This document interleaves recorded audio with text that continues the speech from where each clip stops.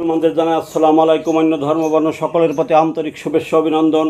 London থেকে এক ভাই, সে নাকি বাহাউদ্দিন নাসিমের সাথে কথা বলেছে, বাহাউদ্দিন নাসিম নাকি শেখ হাসিনার সাথে কথা বলেছে আপনারা সবাই চলে আসুন, ঢাকা চলে আসুন, ঢাকা চলে আসুন। কার নেতৃত্বে আসবে, কোথায় আসবে, কখন আসবে, কোন সময় আসবে, কোনো নির্দেশনা নাই।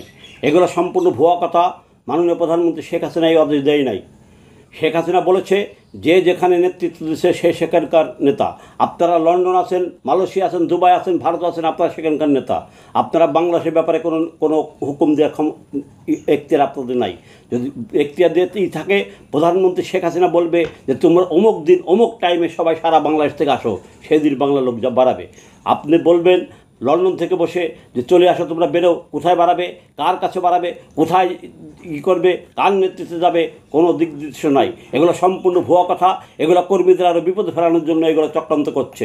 আপনারা কেউ করবেন না, কারণ তারা বিদেশে বসে আছে। তারা যেসব পদপদবি ছিল, যেসব নেতা এনেছিল, যেসব হাইব্রিড এনেছিল, তারা আর দলে নাই। এখন তারা যোগাযোগ করার কোনো লোক পাচ্ছে না। কার সাথে যোগাযোগ করবে?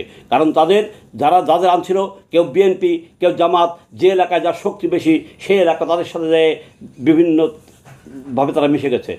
তাই এইসব সম্পূর্ণ ভুয়া কথা। এই ভুয়া কথাকে কান দেবেন না।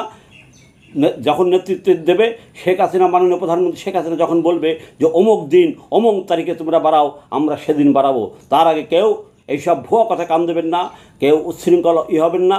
কারণ এইসব কথা বলে কর্মীদের আরও বিপদে ফেলাচ্ছে। সারা বাংলাদেশে যারা এখন বর্তমানে যে নির্যাতিত, সম্পূর্ণ সাবেক 90% নির্যাতিত। তাই বর্তমানে জামাত, বিএনপি সমন্বয়ক সরকার 10 মাসে বাংলাদেশে আওয়ামী লীগের যারা সাবেক পরিবার ছিল, আওয়ামী লীগ যারা পরিবারে জন্মগ্রহণ করেছে, তাদের পরে অত্যাচার করেছে, জুলুম করেছে, একজনের পর করেছে, পরিবারের আরও 10 জন এখন তারা শেখ হাসিনার সাপোর্টার হয়েছে। আশেপাশের গ্রামের মানুষ দেখে আরও সাপোর্টার হয়েছে যে এই ছেলেটা তো কোনো অন্যায় করে নাই, কোনো অপরাধ করে নাই, এরপরে কেন জুলুম করছে। তাই শেখ হাসিনার এখন বর্তমানে জনসমর্থন বহু গুণে বেড়েছে। তাই এই শেখ হাসিনার বিরুদ্ধে এগুলো সব চক্রান্ত করছে। আপনারা কেউ বাড়াবেন না, কেউ করবেন না। যখন শেখ হাসিনা নিজে মুখে বলবে শেখ হাসিনা, তখন আমরা বাড়াবো।